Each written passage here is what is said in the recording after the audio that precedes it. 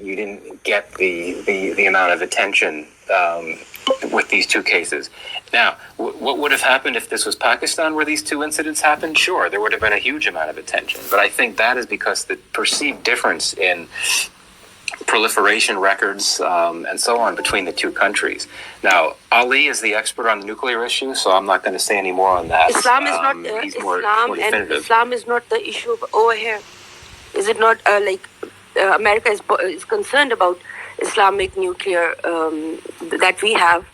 No. So I mean, and that I think in the hands of I don't think so. Hindu extremists, so they are not bothered about it like we are bothered about it. And also, sir, one thing I missed about ISIS, the presence of ISIS and Daesh in Afghanistan, and also in India, because Sri Lanka church attacks, the mastermind was caught from India. He was an Indian, and so this is the situation of this region. So what does America has to say about it? Because we also have insecurities. From India, basically. I mean, why are we more concerned about the Daesh, Muhammad, and this and that, whatever that India says that they are the terrorists? But why are we not looking at the Hindu terrorism, the saffron terrorism, the RSS terrorism? They have their camps, training camps in America, in Australia also. So America is not bothered about that and given them free hand? Yeah, well, let me. That's a good point, and I'll be brief again. I think that to be very blunt, if you look at the threat of Hindu terrorism, whatever you want to call it, I think that from a U.S. lens, that's not something that directly threats the United States, right? I mean, you don't have these.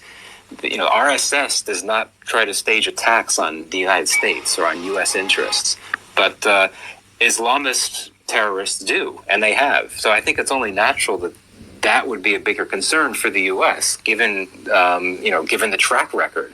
And I don't want to overstate the role of religion in all of this, but the way that you pitched it, I'm just trying to respond to the answer to the question the best way I can. That these Hindu extremists or Hindu hardliners, they don't target the United States. They don't target Americans. They're not anti-American, and I think that's why things are as they are. Now, to the issue of, I will say this, that I do think that given the plight of Indian Muslims, and given some of these policies and laws and the increasing discrimination against Muslims in India, I think that should pose a concern to the U.S. just because of the risk of radicalization, right? I mean, India doesn't have a major problem with Islamic radicalization. However, if you continue to have this state of play, as it is now, where you have such large numbers of Indian Muslims, and I'm not talking only about Kashmir here, but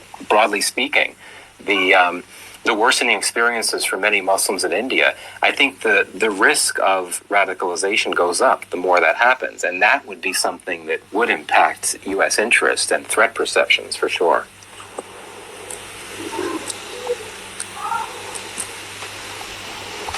Right. Okay, great.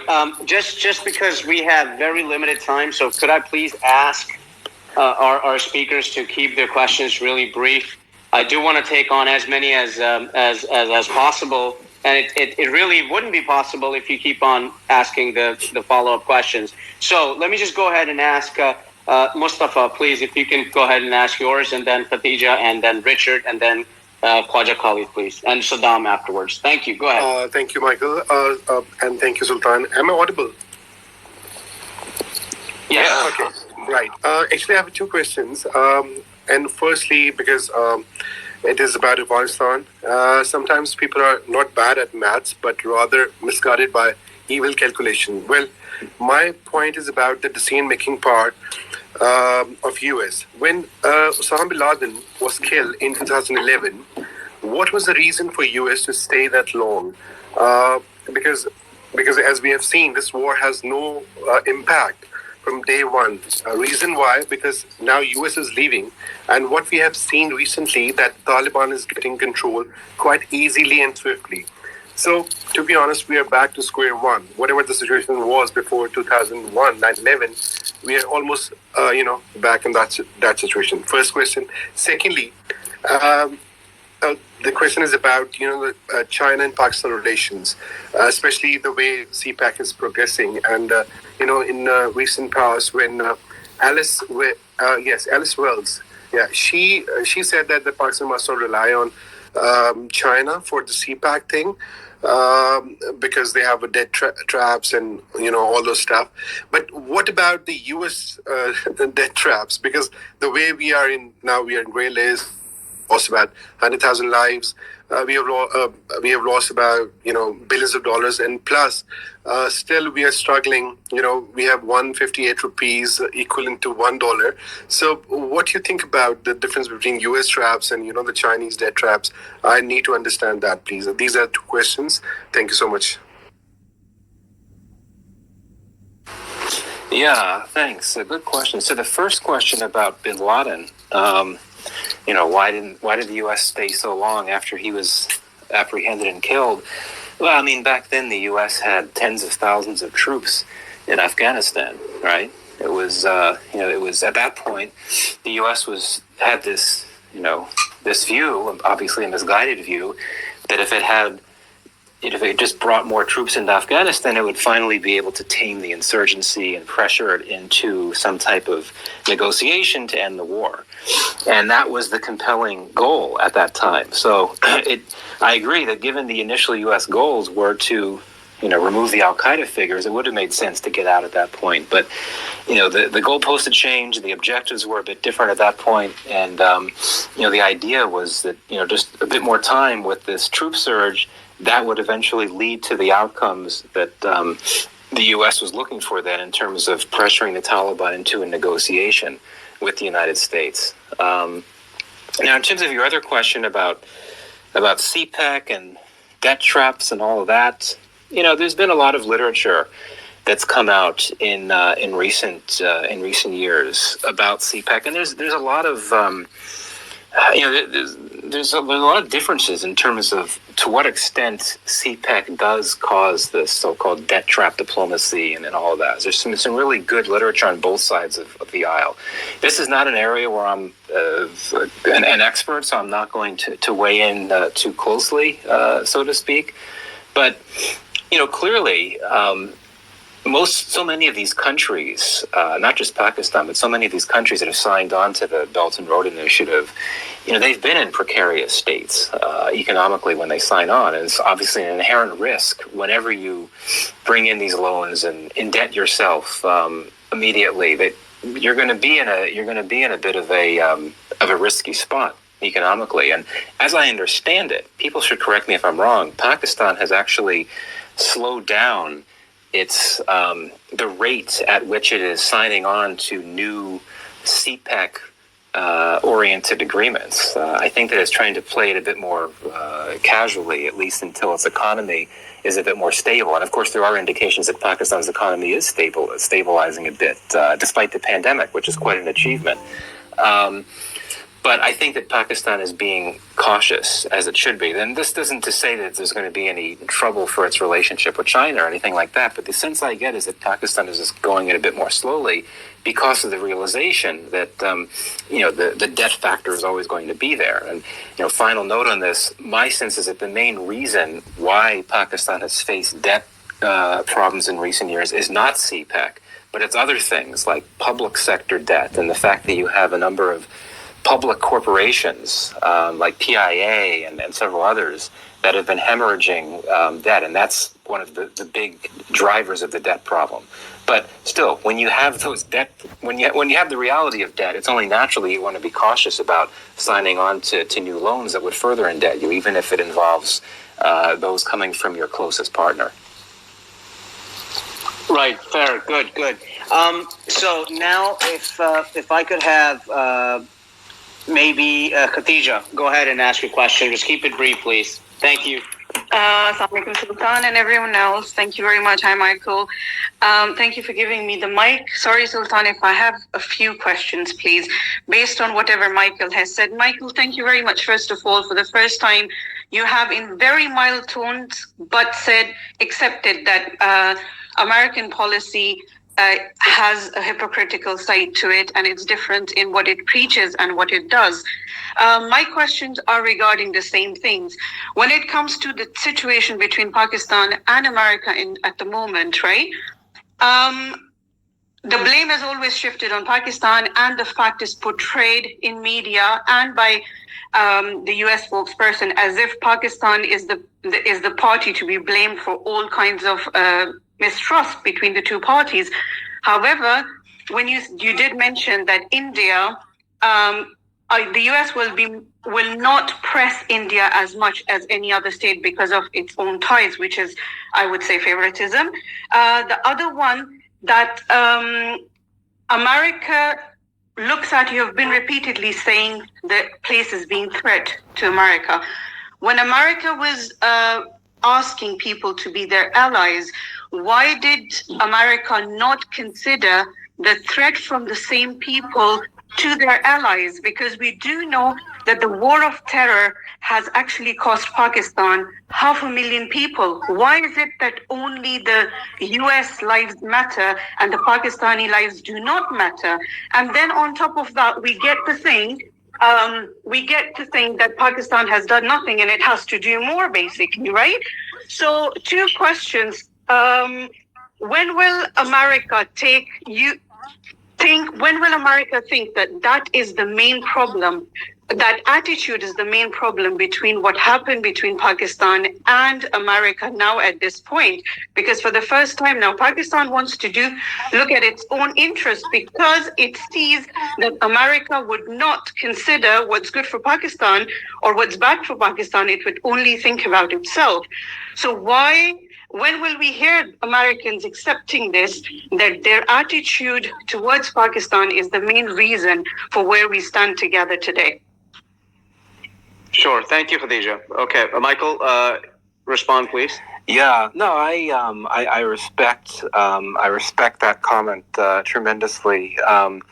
My sense is that U.S. officials have gone out of their way to acknowledge, the sacrifices that Pakistan has made in the war on terror, and the so many lives that have been lost, both military and civilian, over this difficult period. But I think that you've really, perhaps inadvertently, articulated one of the main reasons why the U.S.-Pakistan relationship struggles so much, right? Because, from the U.S. perspective, the idea is, both the U.S. and Pakistan are equally affected by terrorism.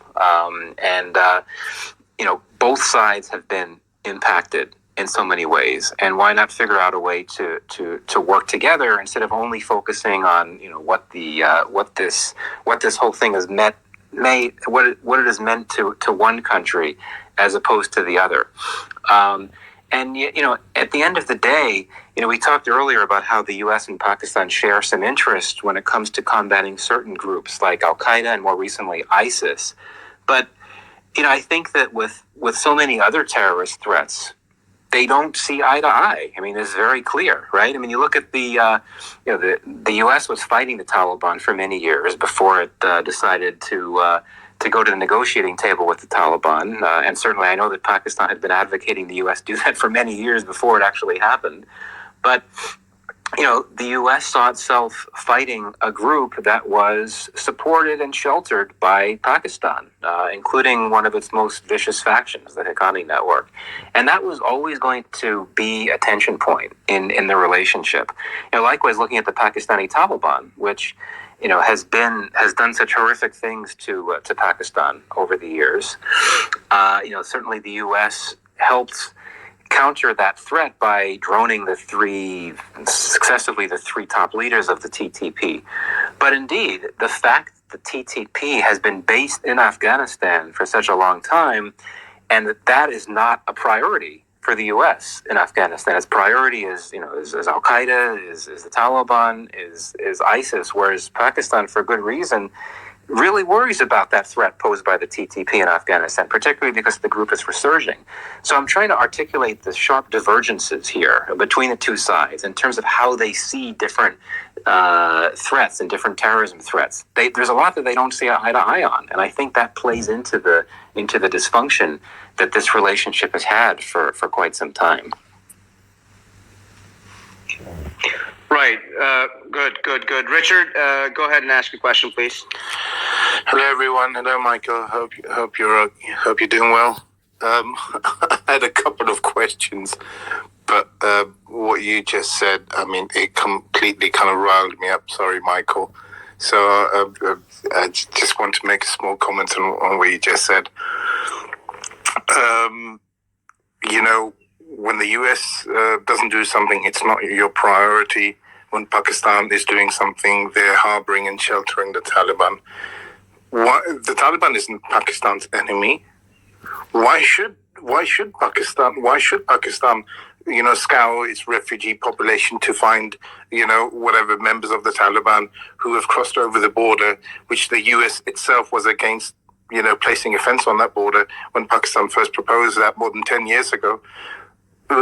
Pakistan had no beef with the Taliban. Why should Pakistan make the Taliban, the Afghan Taliban, an enemy, knowing full well that the US was probably going to botch it up? It's probably going to, pack up and leave. And Pakistan's strategy on that has proved to be 100% correct. So is the US now sheltering the Taliban because of their office in Qatar, or because the Taliban leadership has sometimes, some of it has lived in Iran, some of them have lived incognito in the UAE, and who knows, they've been wandering the streets of Massachusetts. We wouldn't know that. But the thing is that I think it's not fair that you categorize your own priorities in a different way than Pakistan. Sorry, coming back to the two questions I had. You said, for example, what's happening in India, it doesn't affect the USA, so it doesn't want to intervene.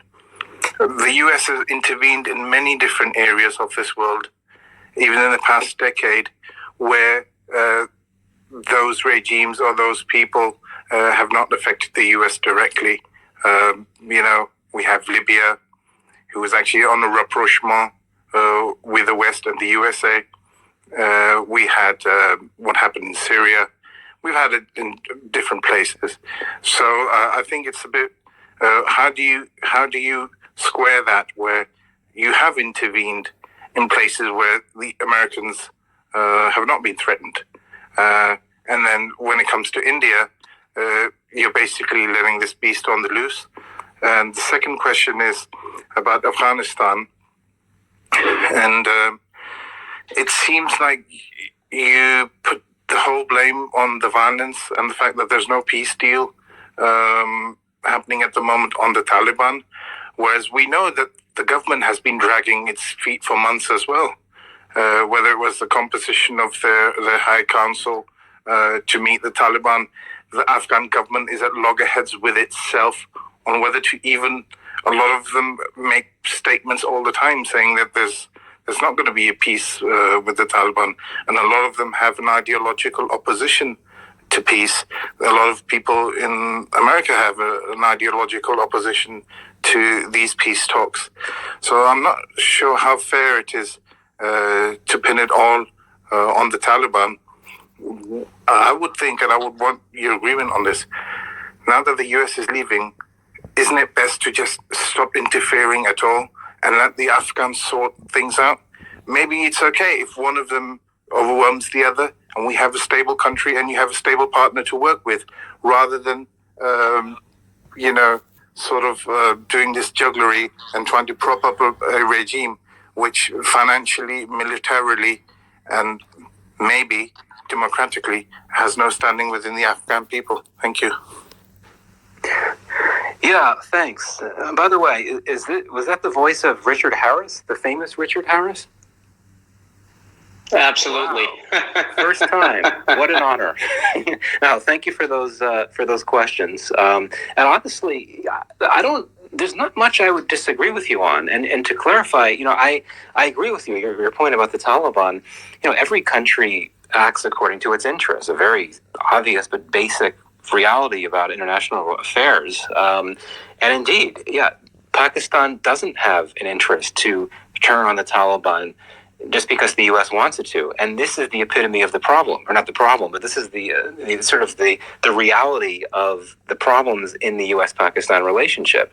Divergent interest. I mean, this has been the case for so much of the period of the war in Afghanistan, with some exceptions during the early years of the war, as I mentioned, when the two sides were working very closely, operationally and in other ways to target shared threats, i.e., Al-Qaeda leaders and Al-Qaeda members. But clearly they don't see eye to eye. And the U.S., and you can call it arrogance, you could call it many other things, but indeed, I mean, the U.S. has not been willing to accept that every country, including countries that are less powerful than you, are going to be driven by their interests, and that by trying to browbeat them or pressure them or try to use leverage that may not exist, that you could try to get them to go against their own interests. This is, I think, one of the many reasons why the U.S.-Pakistan relationship has struggled so much over the years, or at least over the last 15, 20 years. And indeed, I also acknowledge your point about the need not only to blame the Taliban for the rising levels of violence in Afghanistan. I mean, I was focusing on the Taliban just because, I think one has to focus on the Taliban just because it does drive a significant amount of the violence. But indeed, I think that we can and should fault the Afghan government. We should fault the Afghan government for not being able to muster enough cohesion and unity, not just within the government, but within the broader Afghan political class, to come up with some type of a plan or even a vision to move forward on the peace process. And unfortunately, their failure to do that has, I think, made the Taliban look better by comparison. It makes the Taliban look like it has a more common purpose and so on and so forth. And indeed, I think there's good indication to believe that the Afghan government side sort of slow walk the reconciliation process, getting up to a period approaching the U.S. election, wanting to wait and not commit to anything until it knew who was going to win it, and then after Biden wanting to wait to see what Biden decided to do about Afghanistan. So I think that it was both sides, the Taliban side and the Afghan state side, that were not in any hurry to try to address the violence problems as quickly as possible by sitting down and negotiating. Absolutely. I think that one has to blame the Afghan government for that.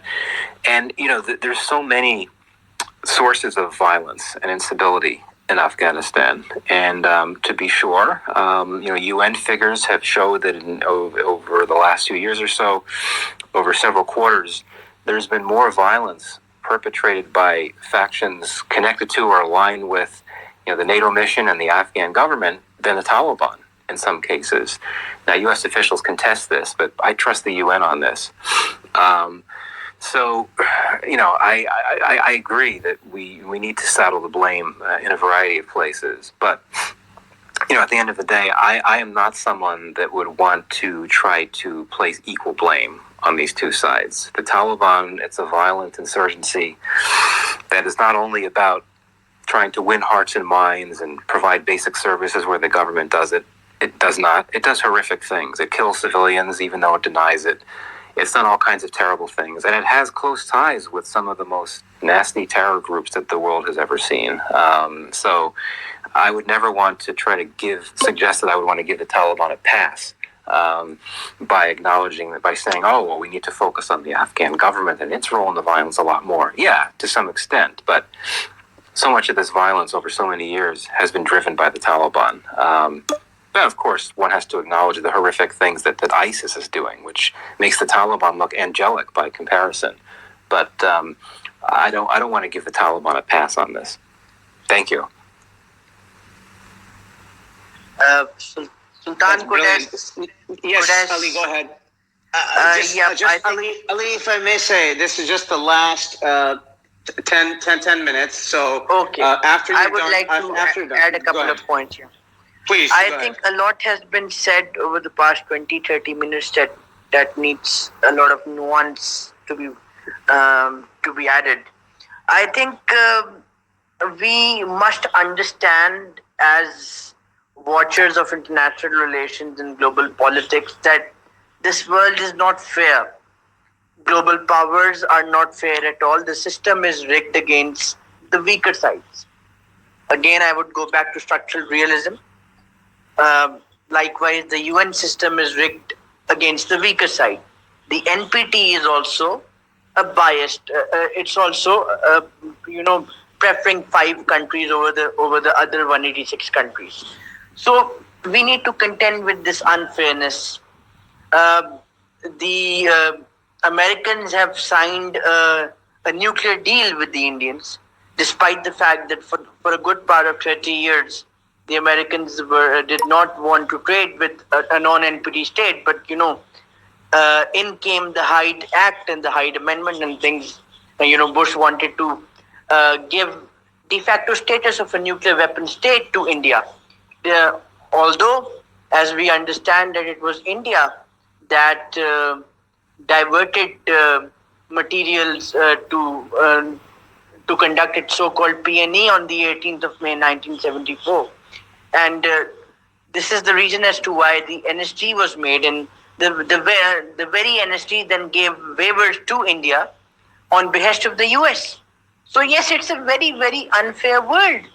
I know that the 7 kilo uranium would, or other kinds of fissile material would not, help a country develop other nuclear weapons, or other recipients develop nuclear weapons. But the idea here is that the environment in India is lax, and with the Hindutva goons running amok, this is not something that the world can take lightly or take lying down.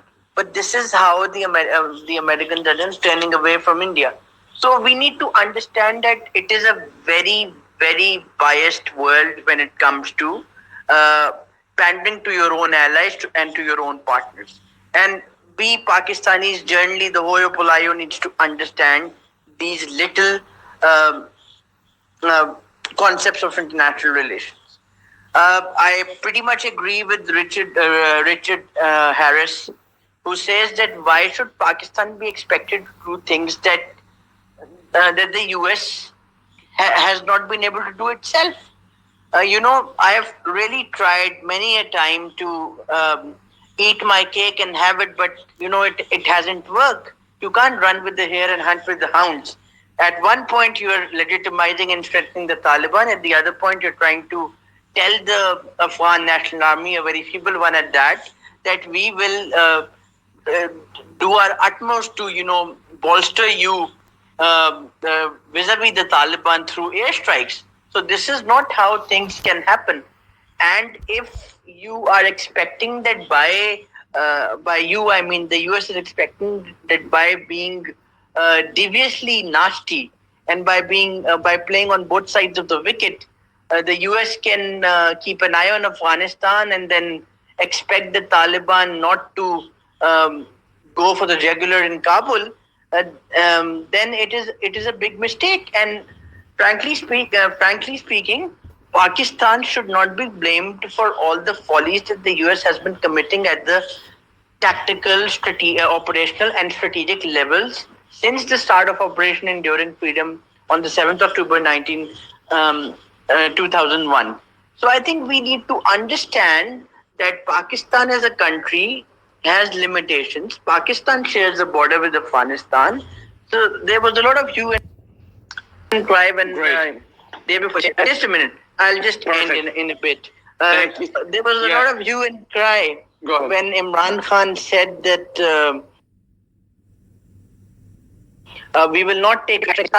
Hue and cry. Why should Pakistan, a country sitting right next to Afghanistan, take military action against the most powerful actor in that country that as of now is controlling about 75% of Afghanistan and is in close proximity to Kabul? Makes no sense. So we people in DC need to understand that we are here to stay and we need to deal with anyone, regardless of whosoever that may be. So I'd like to end here. But we, all of us, at the individual level, at the regional level, and the global level, we need to understand that global politics is not like a game of cricket that is played on the streets. So we need to understand, and we need to get out of this either or mentality. Just today, Imran Khan gave an interview, and he said that no. Ali, I'm gonna have to cut you here. I'm sorry. We have very limited time, but thank you so much. A very valuable insight. Thank you.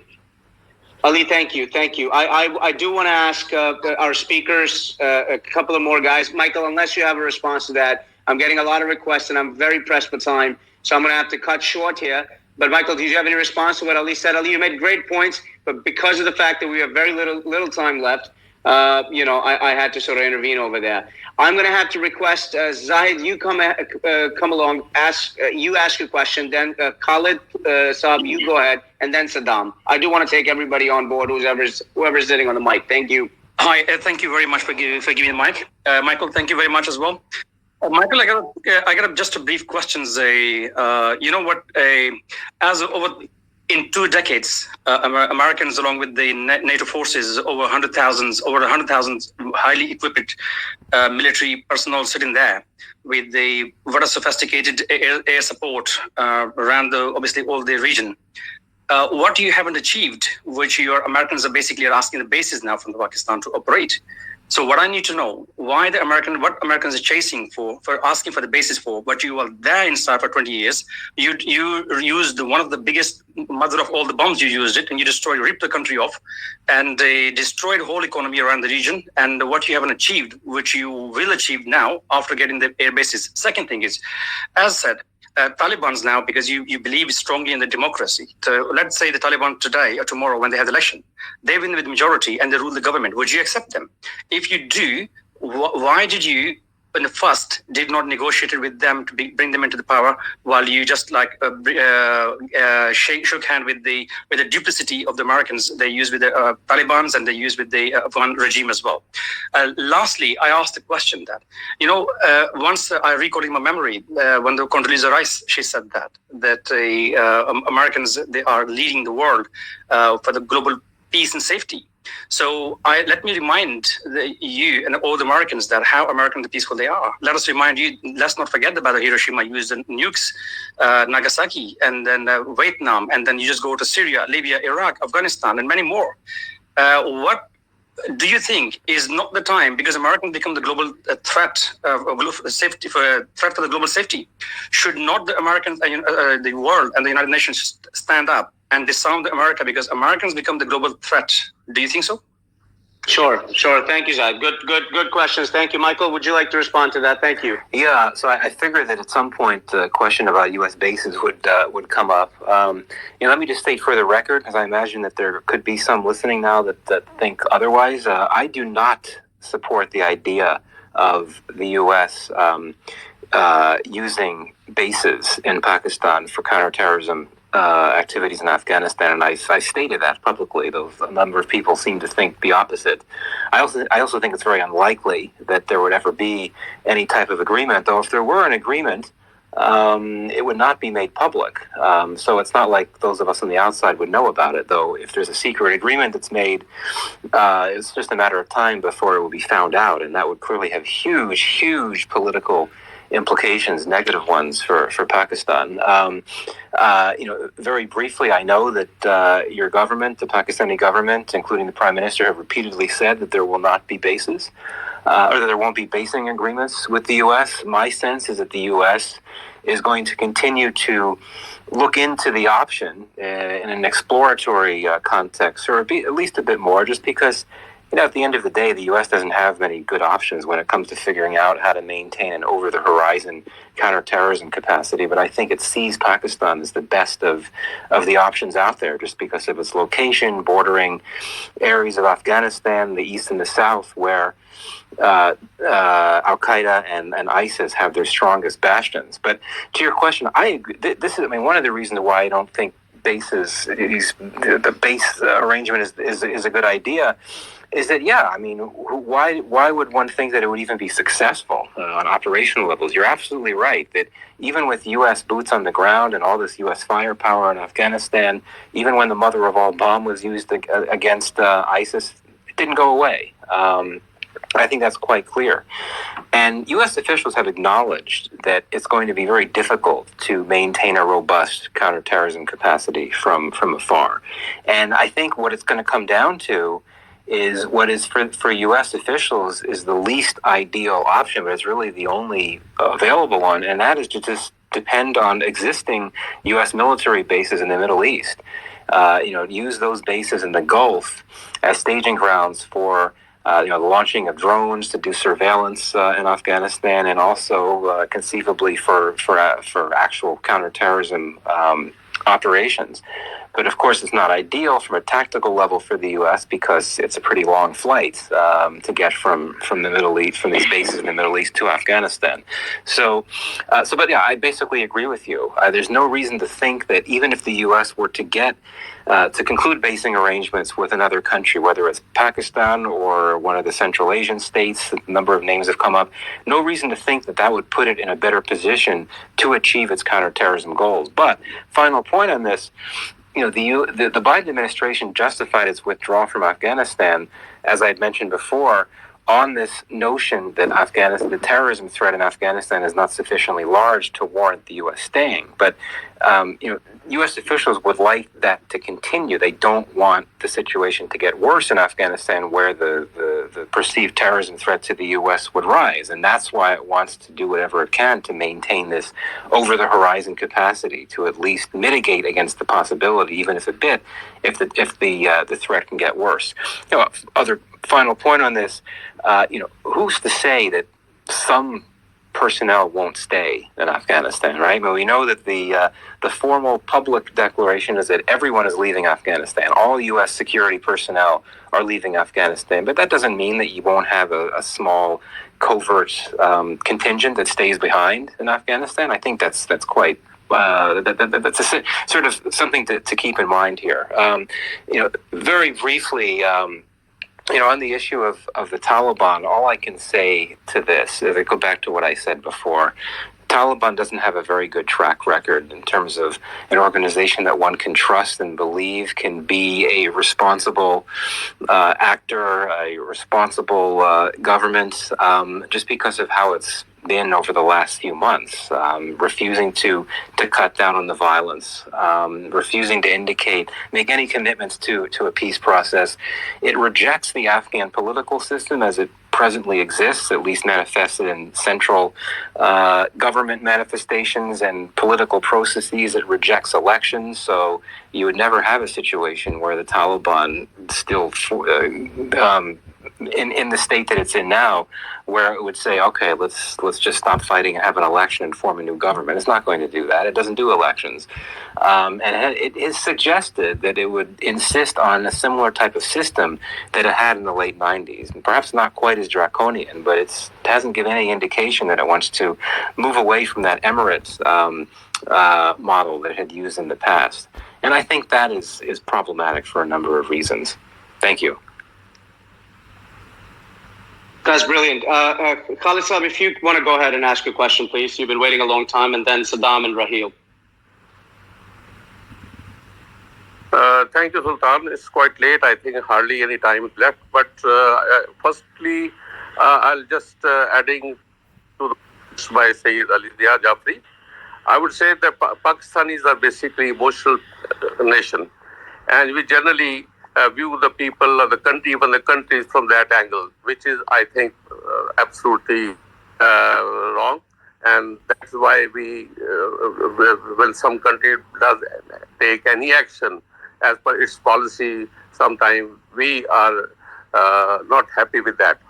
Having said that, basically Americans generally, some parts, and Americans especially, they believe in more in transactional relationship based on commercial or business interest. So long-term interest, if there are any, then they will continue to help you out. And but generally, this is their mode of foreign policy relations throughout the world. If we go into details, and my question to Michael is that today I was just reading the main points shown on Pakistani media that Prime Minister of Pakistan gave an interview to the Chinese news agency. in which he hinted at, okay, because I have not exactly listened to what the Prime speech was, comments were, but the points shown on our media were that Prime Minister of Pakistan hinted that America is putting pressure on Pakistan to cool off its relation with China. He showed his concern that this is not a wise step, and America is also trying to booster up or involve India in Quad, and that is another way of putting pressure on Pakistan. One observation I would like to have you take on that. And second is, generally superpowers, especially Americans, have been using carrot and stick policy. We generally, in Pakistan, people believe that more of it is being used against Pakistan than carrot. For example, a recent meeting of the FATF, in which it acknowledged that Pakistan had met or completed 26 out of 27 points, done quite a good job. They acknowledged that. Despite that, Pakistan was continuing to be in the grays list. People believe that generally experts. We had a discussion a couple of days back, and the general consensus was that the American are using this FATF as a stick against Pakistan to fulfill its demands. I won't ask for Kashmir or Afghanistan. They need a detailed answer, which are very important. But observing that hardly any time left, I'll just ask these questions. Thank you very much, Michael. Yeah, thank you, sir, for those questions. On the issue of China and what the U.S. may be trying to do with the Pakistan-China relationship, I had said earlier that I think the U.S., this administration, and previous one too, has basically accepted the fact that the China-Pakistan relationship is going to be what it is. I don't think that this is an area where the U.S. would want to shape that. It's just, I think it's seen as a no-go area, something where the U.S. has no leverage or ability to impact such a deep, close relationship. And as I had also said earlier, there are those countries that are flirting with China and appear to be wanting to increase their relations with China, even while they have good relations with India. And these are countries where it's become a battleground for India-China competition. Those are the types of countries, I think, where the U.S. would want to try to change the state of play, so to speak, to drive those countries away from China, which wouldn't necessarily be an easy thing to do by any means. But I think with Pakistan, it's just a lot different, because Pakistan, of course, is clearly allied with China. And I think that the U.S. would also acknowledge that despite this Pakistan-China relationship, there is still space for cooperation between the U.S. and Pakistan. It's going to limit the China-Pakistan alliance and U.S.-China rivalry will limit the ability of the U.S.-Pakistan relationship to expand, for sure. But, one thing to look at, for example, climate change, right? I mean, we know Biden is very passionate about climate change. China is a country that he wants to cooperate with on China. Why not look at some type of arrangement where Pakistan could be some type of facilitator for U.S.-China talks? I mean, you could argue maybe they don't need a facilitator. They're able to talk themselves. But, when U.S. and Chinese officials have come person to person to speak during the Biden administration, sometimes it doesn't go very well. So maybe that's an area where there could be space for cooperation. I really think that, CPEC is something that had been supported by the U.S. government before it opposed it. It was only when the U.S.-China rivalry exploded that the U.S. position changed. So there's already been some U.S. private sector contributions to CPEC. Maybe that's something that could be ramped up, even against the backdrop of U.S.-China rivalry. And then with the other question, with FATF, I think we've pretty much exhausted that point. I mean, my view is that yes, everything's politicized, but Pakistan does have most of its close friends in that group, including China, which held the presidency of FATF a few years ago, after Pakistan had been put on the gray list and wasn't taken off of it. And I know that our host, Sultan, made the good point that, it really came out of the G7, and it's the G7 countries, including the U.S., that have the most clout in it. But I don't think we should overstate this notion of FATF just being a political organization and nothing else. There's more to that, and it was notable that there was a response from, I think it was a European diplomat who unfortunately chose to speak anonymously, which I think was a mistake. And he basically said that it doesn't look good for Pakistan to be expressing public unhappiness about politicization within FATF, that FATF really is seriously committed to dealing with the terrorist financing problem, and it doesn't let politics get in the way of that. Pakistan's making a lot of progress. It just needs to finish that last action item, and then it'll be off the gray list. So I think that was interesting that you had that response. Michael, great. Thank you so much. There's the last two questions. Saddam, you go ahead first, please. Thank you so much, Michael. Assalamu alaikum, Sultan Bhai and all other listeners. Hi, Michael. I have basically two simple and brief points. The one is about Indian role as proxy mediator and instead a facilitator in reorganizing and merger of different terror groups in region like TTP. And that all is surface information now. Isn't it something that can spoil the regional peace? And my second point is on Michael's point. He quoted India as a regional key player. So basically my question is, do USA still see India as a regional player? Because they have been, I think, miserably failed on both administrative and political outfronts. And you can name it on administrative point, how they handled Corona, and on political points, I think they have 6-month-old ongoing farmer protests, and they've still not been able to conclude it on some logical end. So how do you respond to that? Yeah, thanks. Yes, I mean, the U.S. government and also me, and I'm not a part of the U.S. government, think that, yes, India does remain a key regional player in the Afghanistan context just because of the close relationship it has with the Afghan government. I mean, India is probably Afghanistan's best friend in South Asia, so to speak, and I think that makes it a key player in of itself. Now, the weak spot for India is that it doesn't have any type of relationship with the Taliban, but of course we've seen it reach out in recent weeks. Whether the Taliban responds, that's another question. Now, in terms of the Indian role in Afghanistan beyond being a provider of development assistance and so on and so forth, well, there's been some really interesting literature that's come out in recent years, and I think one of the best products that's been written on the relationship between India and Afghanistan, but also the notion of India's nefarious role in Afghanistan.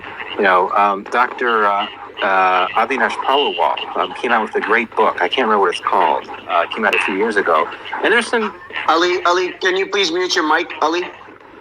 Go ahead, Michael. There's some interesting data points that come out of that book about how you have had some attempts by some indications of TTP members engaging with Indian...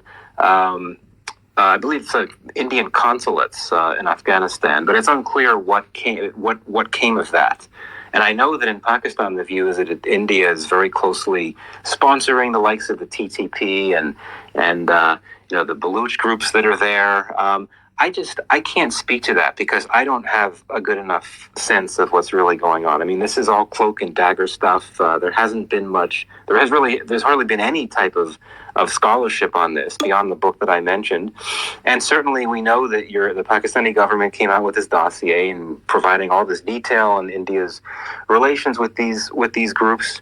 But if a country that is a bitter rival of India comes out with this information, I think that one has to consider the political context for sure. So that's all I'll say with that there. But yeah, given all the struggles India's had at home with the pandemic and the economy, given the struggles it's had with its military modernization, even though it's made a lot of progress on that, particularly in terms of NATO modernization, it continues to be a struggle. It wants to be a major power. It's going to face a lot of obstacles getting there for sure. And I think that it faces a lot of challenges vis-a-vis China in that regard, particularly when it comes to comparing conventional military capacities just because China has so much more on so many levels. But India is going to remain a key player, and particularly because of its growing relationship with the U.S. That's really significant here. Sure, great. All right, Michael. Just on that point, if I may add, that there is obviously the dossier is available, but then there's a video confession of Gulbhushan Yadav as well, who was caught from the Afghan border. But that's something we can take up at another time. I understand that we are just we way over the time that we had committed with yourself. So thank you so much. I would just like to ask Rahil to just if you could be very brief in your last question, and then I'll just summarize. And I won't summarize. I'll just have the closing remark, and that could be the end of this session. Rahil, go ahead. Sultan, thank you very much for giving me the opportunity. And Michael, thank you for patiently hanging on for so long, even with all the tech issues.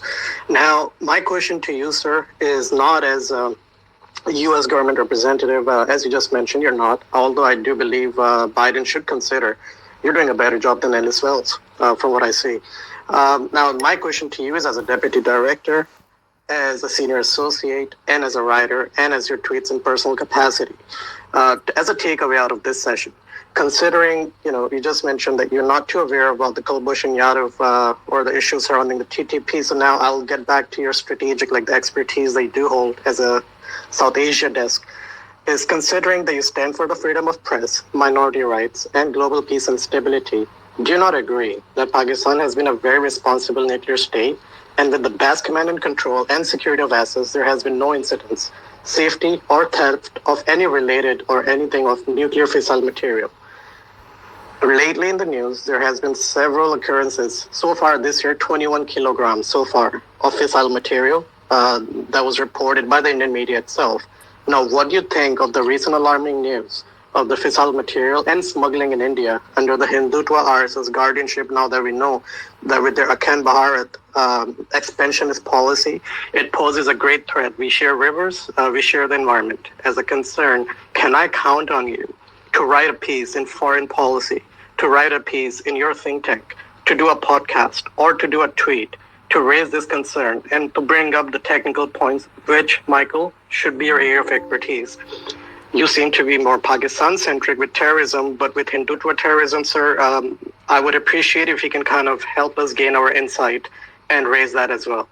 And thank you very much again for listening to me, and thank you for all your time. Thank you, Rahil. Yeah, thanks. That's quite a way to end. Thank you for the comment and the question. As I said earlier, I'm not, when it comes to nuclear issues, I do not focus on those really extensively. So this is something that our other speaker, Ali, is more qualified than I to speak on. But mine was more in terms of, sorry to interject, but in terms of the global security threat that it adds as a concern. I do analysis in the security threat perception within the South Asian region. Right. Not as a new technical issue, but just to explain that if you would write that as a concern, that IAEA should go in and step in and at least look at what's going on. Yeah. Okay. Thank you, Michael. Go ahead. I mean, I think that that in recent years, concerns about nuclear safety issues and nuclear security issues more broadly in Pakistan, those concerns, U.S. concerns about nuclear safety and security issues in Pakistan have reduced. I don't think there's as many concerns as there had been in previous years. I won't go into the reasons why, but I don't think that's the concern that it had been. And one reason for that is that terrorist violence has been reduced so significantly in Pakistan in recent years. So these fears that many U.S. officials used to have about the so-called loose nuke option, it's not seen as not really a very realistic scenario anymore at this point. So, but to the issue of India, I think we had addressed this earlier. This comes down to interest. It comes down to perceptions. For better or worse, the United States is not going to be concerned about these two incidents of natural uranium being apprehended in India, as opposed to if this had happened with Pakistan, because of Pakistan's past record when it comes to sharing information about nuclear materials and so on and so forth. The perception in the U.S. is that India, that it's not as much of a concern in India. But yeah, no, I think that anytime you have something like that happen, it should be seen as a concern. And I've refrained from really saying much of anything publicly about this, just because, again, I'm not an expert on the nuclear side of things, and so I don't feel comfortable going into it that much. But in some private conversations I've had with some folks that do focus on these nuclear issues, they've emphasized the fact that this was natural uranium, which is so different from enriched uranium. And I think that's significant. But if you want me to say, oh well, should I consider these two incidents in India to be concerning? Sure. I mean, yeah, absolutely. Just because of what you're talking about at the end of the day. But for the reason that I mentioned before, I just don't see the same reasons to be concerned as if this were to have been something that came from Pakistan. And I think the bigger question is, if this really is a concern, then wouldn't you expect the nuclear the agencies, the IAEA, the others, why aren't they saying something about it? I mean, certainly politics would play a role, but not necessarily. If they think it's enough of a concern, wouldn't they have said something?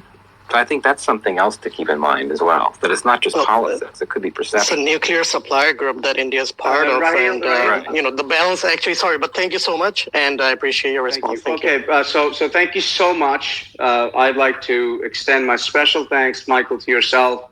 Ali, you've been great. All the other speakers. It was I think the most important takeaway, Michael, is the fact that most of the speakers, 98% of the speakers or the listeners here are your average people who are not really media people, but they do actually represent a majority, and their questions, as you have noticed, are the concerns that they see on a daily basis, and this is what we talk about here in Twitter Spaces.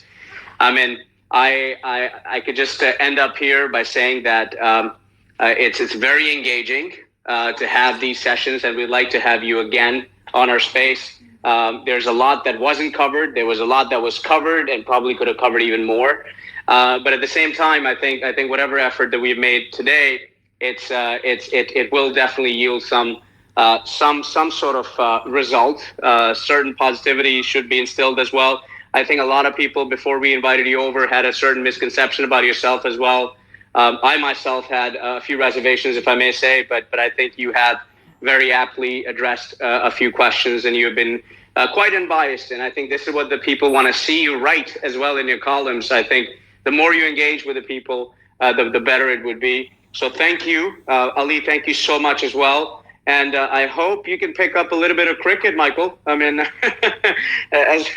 as much as you know that we love soccer, and there's a football game going on right now as well. England actually won the game that was on earlier, so it's a great day here in England.